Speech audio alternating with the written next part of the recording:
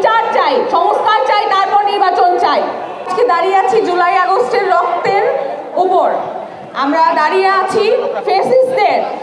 যদি আমরা এই জুলাই আগস্টের রক্তের মাটিতে বিচার না করতে পারি ফ্যাসিস্ট আওয়ামী লীগদের, তাহলে আমাদের এই দাঁড়িয়ে থাকা ব্যর্থ।